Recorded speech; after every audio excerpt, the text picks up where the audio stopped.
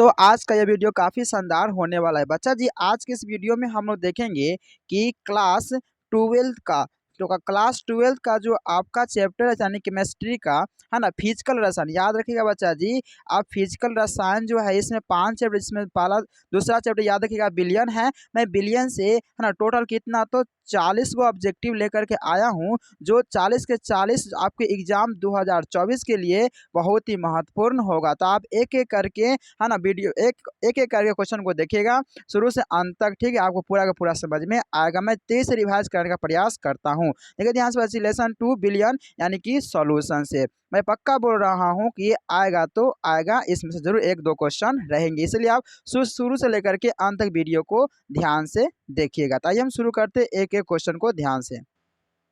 देखिए ध्यान से बच्चा जी, पहला क्वेश्चन क्या कहा है कि ध्यान से देखिएगा कि 1 लीटर बिलियन में, ध्यान दीजिए बच्चा जी, प्रत्येक क्वेश्चन आपके लिए बहुत ही इंपॉर्टेंट होगा और मैं एक एक करके मैं यहाँ पर बताऊंगा। कहता है कि है ना कि 1 बिलियन में उपस्थित विलय के ग्राम, याद रखिएगा 1 बिलियन में जो उपस्थित विलय के ग्राम समतुल्यांकों की संख्या को क्या कहते हैं बच्चा जी, याद कर लीजिएगा। उसको हम लोग बोलते हैं सामान्यता। क्या कहेंगे तो याद रखिएगा सामान्यता कहते हैं, ठीक है। तो इसका करेक्ट आंसर क्या हो जाएंगे तो सी हो जाएंगे। आगे बढ़ जाते हैं क्वेश्चन नंबर अगले 2 की तरफ। क्वेश्चन नंबर 2 में क्या कहता है, ध्यान से देखिएगा। क्वेश्चन नंबर 2 में कहता है कि लीटर बिलियन में, देखिए ध्यान से, क्या चीज है तो बच्चे जी लीटर है। क्या है तो लीटर। बिलियन में विलय के ग्राम अणुओं की संख्या को क्या कहते हैं तो बोलिएगा मोलरता। क्या बोलता है तो मोलरता। जैसे याद रखिएगा बच्चा जी, अगर लीटर बोलेगा ना तो मोलरता कहिएगा, अगर केजी बोलेगा तो मोललता कहिएगा, ठीक है। तो यहाँ क्या बोला है तो लीटर, क्या बोला है तो लीटर। इसका करेक्ट से क्या हो जाएगा तो मोलरता हो जाएगा। आगे देखते हैं क्वेश्चन नंबर 3 की तरफ। क्वेश्चन नंबर 3 में क्या कहता है, ध्यान से देखिएगा। क्वेश्चन नंबर 3 का आता है कि 27 डिग्री सेल्सियस पर 18 ग्राम प्रति लीटर वाले ग्लूकोज बिलियन का परिसारक दाब कितना है तो याद रखिएगा 2.46 है। तो वायुमंडल है तो ग्लूकोज अनुभार क्या होगा बच्चे, याद रखिएगा। अगर परिसारक दाब अगर 2.4 हो रहा है ना तो इसका याद रखिएगा, इसका करेक्ट से क्या होने वाला तो 180 हो जाएंगे। क्या होंगे तो इसका अनुभार 180 हो जाएंगे। तो इसका करेक्ट आंसर ए हो जाएंगे। आगे बढ़ जाते हैं क्वेश्चन नंबर 4 की तरफ। आपको मैं तेज से रिवाइज करवा रहा हूँ ताकि आपको सारा का सारा क्वेश्चन आ जाए। देखिए ध्यान से, मोलल जलीय विलयन में विलय का मोल प्रभाव कितना होगा बच्चे, याद रखिएगा यह हो जाएगा 0.018 होगा, ठीक है। तो इसका करेक्ट आंसर क्या हो जाएंगे तो बी हो जाएंगे। आगे बढ़ जाते हैं क्वेश्चन नंबर 5 की तरफ। क्वेश्चन नंबर 5 में क्या कहता है, ध्यान से देखिए बच्चा जी। क्वेश्चन नंबर 5 में क्या कहता है कि हिमांक का अवनमन स्थिरांक क्या होता है। देखिए ध्यान से, हिमांक में क्या होता है फ्रीजिंग। क्या होता है तो फ्रीजिंग। और फ्रीजिंग क्या होता है तो सभी विलायकों के लिए स्थिर होता है। यानी कि फ्रीजिंग जो होता है वो जो भी विलायक होता है, यानी कि जो भी विलायक होगा वो सब के लिए क्या होगा तो बच्चे याद रखिएगा तो है ना क्या होगा स्थिर होगा। क्या होगा तो स्थिर होगा। तो इसका करेक्ट से क्या हो जाएंगे तो ए हो जाएंगे। आगे बढ़ जाते हैं क्वेश्चन नंबर 6 में की तरफ। क्वेश्चन नंबर 6 में क्या कहते हैं, ध्यान से देखिएगा कि हिमांक के अवनमन विधि का, ध्यान रखिएगा हिमांक का अवनमन क्या होता है मतलब इंक्रीजिंग होता है, ठीक है। हिमांक के अवनमन विधि का उपयोग किस प्रकार पदार्थों के अनुभार निर्धारण में किया जाता है बच्चे, याद रखिएगा। अनुभार निर्धारण में किसको किया जाता है तो याद रखिएगा अवाष्पशील द्रव को। किसको तो अवाष्पशील द्रव को ही किया जाता है। तो इसका करेक्ट आंसर क्या होगा जाएगा तो डी हो जाएंगे। आगे बढ़ जाते हैं क्वेश्चन नंबर 7 की तरफ। क्वेश्चन नंबर 7 में क्या कहता है, ध्यान से देखिएगा। मैं आपको 23 से रिवाइज करवाता ताकि आपको याद रहे। किसी वाष्पशील द्रव के अनुभार का निर्धारण किया जाता है। कोई वाष्पशील द्रव है, इसके अनुभार का निर्धारण किससे किया जाता है तो बस याद रखिएगा एक विधि होता है मेयर विधि। यानी कि याद रखिएगा एक विधि है जिसका नाम है विक्टर। क्या तो विक्टर मेयर विधि है ना, याद रखिएगा बच्चे जी। क्या तो विक्टर मेयर विधि से क्या किया जाता है तो अनुभार को निर्धारित किया जाता है। तो इसका करेक्ट आंसर क्या हो जाएंगे तो ए हो जाएंगे। आगे बढ़ जाते हैं क्वेश्चन नंबर 8 की तरफ। क्वेश्चन नंबर 8 में क्या कहता है, ध्यान से देखिएगा कि घोलक की अपेक्षा घोल के हिमांक का मान कितना था बच्चे, याद रखिएगा। ये घोलक की अपेक्षा ना घोल का हिमांक जो होगा एक्चुअली कम होगा। क्या होगा तो कम होगा। तो इसका करेक्ट आंसर क्या हो जाएंगे तो बी हो जाएंगे। आगे देखिए ध्यान से क्वेश्चन नंबर 9। क्वेश्चन नंबर 9 में क्या कहता है, ध्यान से देखिए बच्चा जी कि किसी तनु विलयन के क्वथनांक में उन्नयन होता है। यानी कोई भी तनु विलयन के क्वथनांक में उन्नयन क्या होता है बच्चे, याद रखेगा उन्नयन के मतलब क्या होता है, पहले इस चीज को समझ लीजिए। उन्नयन के मतलब होता है बढ़ना। क्या होता है तो बढ़ना। और एक होता है बच्चा जी अवनमन। क्या होता है तो अवनमन का मतलब क्या होता है तो याद रखिएगा घटना होता है। तो यहाँ पर क्वेश्चन में क्या बोला है कि तनु विलयन के क्वथनांक में उन्नयन होता है तो क्या होता है तो सांद्रण के समानुपाती। क्या होता है बच्चा जी सांद्रण के समानुपाती। समानुपाती का मतलब क्या होता है बच्चा जी, याद रखिएगा अगर एक बढ़ेगा तो दूसरा ही बढ़ेगा और एक घटेगा दूसरा भी घटेगा। तो इसका आंसर क्या हो जाएगा, तो ए हो जाएगा। आगे बढ़ जाते हैं क्वेश्चन नंबर 10 में की तरफ। क्वेश्चन नंबर 10 में क्या कहता है, ध्यान से देखिए कि किसी विलयन में विलय का मोल प्रवाह व्यक्त किया जाता है। क्या व्यक्त किया जाता है बच्चे, याद रखिएगा कोई भी विलयन है ना, तो याद रखिए बच्चेगा कोई भी विलयन यानी कि सॉल्यूट जो होगा वो टोटल उसमें एन होगा और टोटल क्या करेंगे एन प्लस एन, यानी कि ये आपका हो गया विलय। क्या हो गया बच्चे, याद रखिएगा तो ये विलय हो गया, ये भी आपका क्या हो गया तो विलय हो गया, और ये क्या होगा तो बच्चे याद रखिएगा तो आपका है ना विलायक हो जाएगा। ठीक है, यानी नीचे विलय और विलायक दोनों को जोड़ देंगे तो विलयन बन जाता है, और ऊपर क्या हो तो विलय है। यहाँ पे क्या पूछा था, विलय के लिए पूछा था बच्चे, याद रखिएगा तो किसके लिए पूछा था, तो विलय के लिए। तो इसका करेक्ट आंसर यही होगा। अगर मान लीजिए कि यहाँ पर क्वेश्चन आपसे पूछ देता है किसके लिए, तो विलय के लिए, तो विलय के लिए क्या बच्चे याद रखिएगा तो ऊपर कैपिटल एन कर लीजिएगा और नीचे स्मॉल एन प्लस क्या होगा तो कैपिटल एन होगा, है ना। ये होगा कब, जब विलय के लिए पूछेगा तब। मगर यहाँ के करेक्ट आंसर क्या होगा तो बच्चे याद रखिएगा तो ए हो जाएंगे। आगे बढ़ जाते हैं क्वेश्चन नंबर 11 में की तरफ। क्वेश्चन नंबर 11 में क्या कहता है, ध्यान से देखिएगा कि किसी गैस की विलायक में विलायता का समीकरण क्या होता है। बच्चे याद रखिएगा एस बराबर के पी एक्स होता है। इसका करेक्ट आंसर ए हो गया। आगे बढ़ जाते हैं क्वेश्चन नंबर 12 की तरफ। क्वेश्चन नंबर 12 में क्या कहता है, ध्यान से देखिएगा। 12 को कहता है कि अपेक्षित वाष्प दाब का अवनमन क्या होता है। बस याद रखिएगा अपेक्षित वाष्प दाब का जैसे अवनमन बोले ना तो इसका सूत्र होता है पी नॉट माइनस क्या होता है पी एस बटा क्या होता है तो पी नॉट होता है। ये होता है अपेक्षित वाष्प दाब का अवनमन का सूत्र होता है। बच्चे याद रखिएगा अवनमन बोल रहा है, ठीक है। इसका करेक्ट आंसर क्या होगा तो बी हो जाएंगे। आगे बढ़ जाते हैं क्वेश्चन नंबर 13 की तरफ। क्वेश्चन नंबर 13 में क्या कहता है, ध्यान से देखिए कि निम्नलिखित में कौन राउल्ट नियम का पालन करता है। देखिए ध्यान से बच्चे जी, राउल्ट नियम का पालन जो करेगा ना वो के एच और क्या होगा तो एक्स, ये राउल्ट नियम का पालन करता है। और जो राउल्ट नियम का पालन करता है ना वो कौन सा विलयन कहलाता है बच्चे जी, याद रखिएगा वह आदर्श विलयन कहलाता है। कौन सा कहलाता है तो आदर्श विलयन। और जो राउल्ट नियम का पालन नहीं करता है उसको क्या बोलेंगे तो अनादर्श विलयन। क्या बोलेंगे तो अनादर्श विलयन। तो बच्चे याद रखिएगा ये भी आपको सब्जेक्ट में क्वेश्चन पूछता है कि आदर्श विलयन किसे कहते हैं, जो राउल्ट नियम का पालन करता है आदर्श, और जो राउल्ट का नियम का पालन नहीं करता है उसको अनादर्श विलयन कहते हैं। तो इसका सूत्र क्या होता है पी, है ना, याद रखिएगा कि एच होता है और एक्स होता है। तो इसका करेक्ट से क्या होता है, क्या होगा तो सी हो जाएंगे। आगे बढ़ते क्वेश्चन नंबर 14 की तरफ।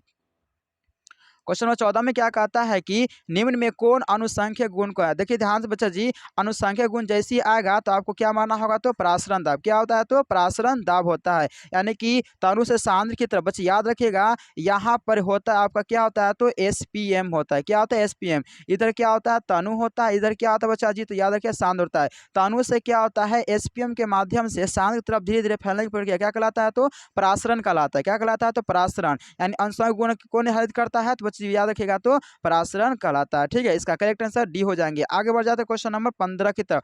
क्वेश्चन नंबर 15 में क्या कहता है कि 5 ग्राम NaOH युक्त कितना तो 250 ml, है ना, बिलियन में, है ना, मोलारता क्या होगा। बच्चे याद रखिएगा इसका आंसर हो जाएंगे 0.5, है ना, क्या होगा 0.5 m। इसका करेक्ट आंसर बी हो जाएंगे। आगे बढ़ जाते हैं क्वेश्चन नंबर 16।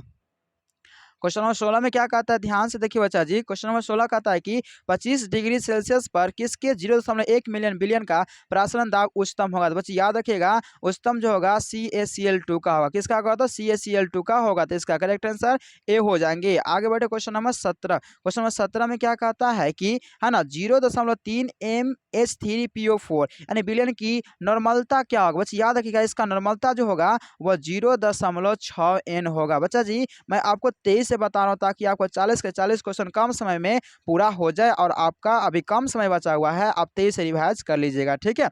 इसलिए मैं 23 से बता रहा हूँ। इसका करेक्ट आंसर क्या हो जाएंगे तो बी हो जाएंगे। आगे देखिए ध्यान से क्वेश्चन नंबर 18। क्वेश्चन नंबर 18 में क्या कहता है कि कौन सी सांद्रण इकाई ताप से स्वतंत्र होता है। कौन सी सांद्रण है जो इकाई ताप से क्या होता है तो स्वतंत्र होता है। बच्चे याद रखिएगा वो होता है मोललता। क्या होता है तो मोललता होता है। मोललता का मतलब किसको इंडिकेट करता है तो केजी को। मोललता किसको करता है बच्चे याद रखिएगा तो लीटर को। किसको तो याद रखिएगा, है ना, लीटर को करता है। तो इसका करेक्ट आंसर क्या हो जाएगा तो ए हो जाएगा। आगे देखिए ध्यान से क्वेश्चन नंबर 19 में। क्वेश्चन नंबर 19 में क्या कहता है कि निम्न में से कौन हाइड्रोक्साइड जल में अविलय होगा, यानी अविलय होगा। तो बच्चे याद रखिएगा BE, है ना, याद रखिए BeOH का हल्टवाज, यानी कि ये जो होगा यह क्या होगा, है ना, जो हाइड्रोक्साइड जल में होगा वो क्या हो जाएंगे तो अविलय होंगे। तो इसका करेक्ट आंसर ए हो जाएंगे। आगे बढ़ते क्वेश्चन नंबर 20 की तरफ। क्वेश्चन नंबर 20 में क्या कहता है, ध्यान से देखिएगा 20 में क्या कहता है कि H3PO4 में 1 m बिलियन की नॉर्मलता क्या होगी। बच्चे याद रखिएगा, अगर इस तरह क्वेश्चन पूछा कि H3PO4 में 1 बिलियन है ना बिलियन की नॉर्मलता क्या होगी, तो याद रखिएगा 3.9 n होगा। ठीक है, तो इसका करेक्ट आंसर क्या हो जाएंगे, तो है ना डी हो जाएंगे। आप सिर्फ इतना रहेगा तो आप याद ही कर लीजिए। ठीक है, क्योंकि इसी में से आपको क्वेश्चन आने की संभावना है तो है बिलियन से। ठीक है, बिलियन में विलय तथा विलायक मूल प्रभाजों का योग कितना होता है। बच्चे याद रखिएगा, बिलियन में विलय कितना होता है, विलय और विलायक, यानी कि विलायक हो गया, क्या हो गया, तो विलय हो गया। ठीक है, दोनों का योग कितना हो बच्चे याद रखिएगा, और दोनों का अगर योग कर लेते हैं ना तो उसका रिजल्ट कितना आता है, तो बच्चे याद रखिएगा, तो 1 आता है। कितना आता है, तो 1 आता है। ठीक है, तो इसका काट कितना 1 आएगा ना, तो इसका करेक्ट आंसर क्या हो जाएगा, तो सी हो जाएंगे। आगे बढ़ जाते हैं क्वेश्चन नंबर 22 की तरफ। देखिए क्वेश्चन नंबर 22 में आ ही गया, आदर्श विलयन आ गया। ठीक है, आदर्श विलयन किससे कहेंगे, जो राउल्ट नियम का पालन करता है ना, उसे क्या कहता है, आदर्श विलयन। यानी कि आदर्श विलयन में मिश्रित होने वाले कारक अवयवों के एथेंसलेपी परिवर्तन होता है। अच्छा याद रखिएगा, वो परिवर्तन होता है नहीं, यानी कि शून्य क्या होगा, तो शून्य होगा। ठीक है, तो इसका करेक्ट आंसर क्या होगा बच्चा, याद रखिएगा, तो है ना ए हो जाएंगे, यानी कि शून्य हो जाएंगे। आगे बढ़ जाते हैं क्वेश्चन नंबर 23 की तरफ। क्वेश्चन नंबर 23 में क्या कहता है कि दो द्रव एक मिश्रण जो स्थिर संगठन पर उबलता है वो क्या कहलाता है। तो बच्चे याद रख लीजिएगा, वो जो कहलाता है ना एंजियोट्रॉप, क्या कहलाता है, तो याद कीजिए एंजियोट्रॉप कहलाता है। क्या, जो दो द्रव, याद रखिए कितने द्रव, तो दो द्रव एक मिश्रण जो स्थिर संगठन को पर क्या करता है, उबलता है, वो क्या कहलाता है, तो एंजियोट्रॉप कहलाता है। तो इसका करेक्ट आंसर क्या हो जाएंगे, तो बी हो जाएंगे। 24 में देखिए ध्यान से, क्वेश्चन नंबर 24 में क्या कहता है कि आइसोटोनिक विलयन वे हैं जिनके बराबर होते हैं। क्या बराबर होते हैं, यानी कि आइसोटोनिक आप पढ़े होंगे सॉल्यूशन को, तो उसमें परिसारक दाब क्या होते हैं बच्चे जी, बराबर होते हैं, जबकि हिमांक क्वथनांक ये बराबर होते नहीं हैं। ठीक है, तो याद रखिए कौन होगा इसका आंसर, तो ए हो जाएंगे, यानी कि परिसारक दाब हो जाएंगे। 25 में देखिए ध्यान से, क्वेश्चन 25 में क्या कहता है कि समुद्र जल का परिसारक दाब लगभग कितना होता है। बच्चे जी याद रखिएगा 30 ATM, यानी कि क्या होगा, तो एटमॉस्फेयर क्या होगा, ये होगा ATM, क्या होगा, तो ATM, यानी कि 30 ATM जो है वह समुद्र का जल का परिसारक दाब होता है। जो क्वेश्चन है ना पूछा गया आपके बोर्ड में। ठीक है, ध्यान दीजिएगा, यह आपसे कई बार पूछा गया क्वेश्चन है, तो इसका करेक्ट आंसर ए हो जाएंगे। आगे देखिए ध्यान से, क्वेश्चन नंबर 26 में क्या कहता है, 26 में कहता है कि CaNO3 का हल्टवाज जो है वांठव गुणांक क्या होता है, वांठव गुणांक। बच्चे याद रखिएगा, इसका वांठव गुणांक कितना का, 2 1 3। इसका करेक्ट आंसर क्या हो जाएगा, तो सी हो जाएंगे। ठीक है, आगे देखिए ध्यान से, क्वेश्चन नंबर 27 में क्या कहता है।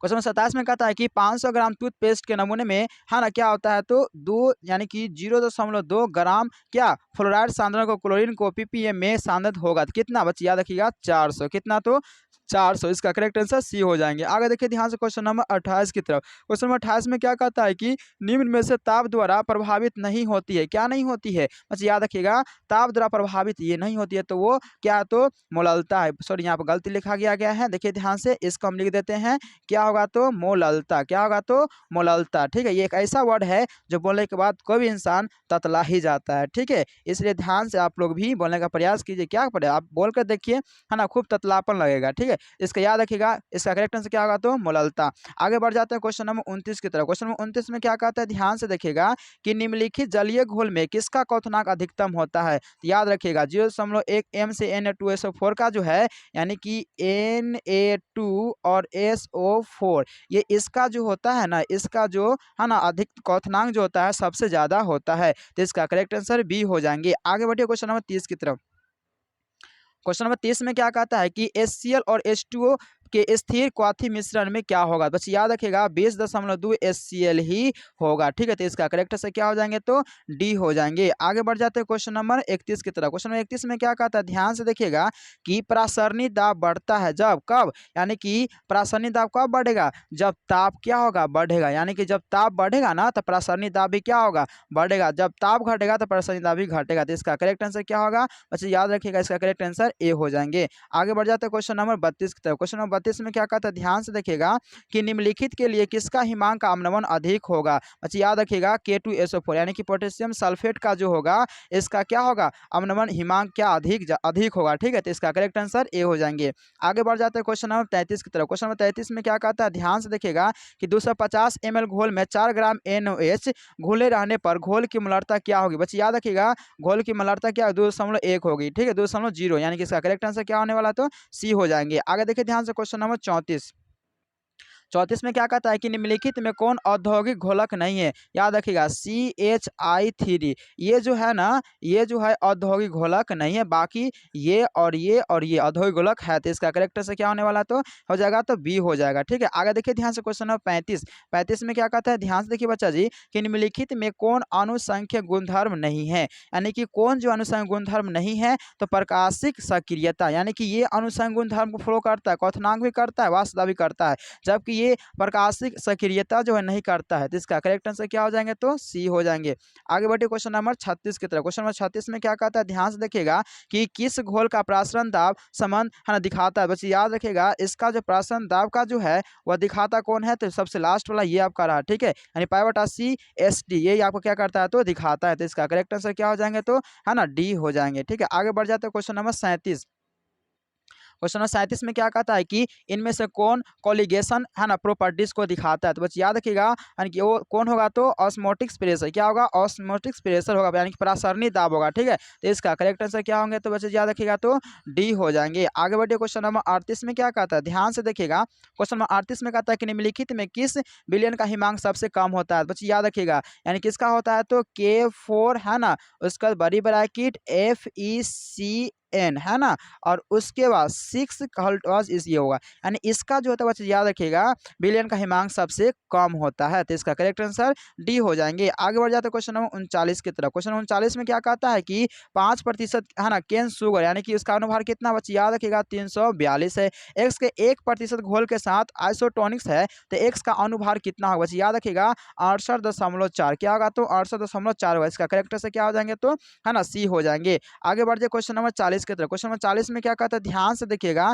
कि आइसोटोनिक सॉल्यूशन वे होते हैं जिनके बराबर क्या होता है बच्चे याद रखिएगा आइसोटोनिक। क्या होते हैं तो आइसोटोनिक बराबर होते हैं। तो इसका करेक्ट आंसर क्या होगा बच्चे जी तो ए हो जाएंगे। अब देखिए बच्चा जी यहाँ पर टोटल कितने क्वेश्चन तो 40 आपको फटाफट ऑब्जेक्टिव जो करवा चुके हैं, जो आपको बिलियन से हैं। ठीक है, और यह वीडियो अच्छा लगा होगा तो दोस्तों के साथ जरूर शेयर कीजिएगा। अगर हमारे चैनल पर नए हैं तो चैनल को सब्सक्राइब जरूर कर लीजिएगा। तब तक के लिए दोस्तों जय हिंद।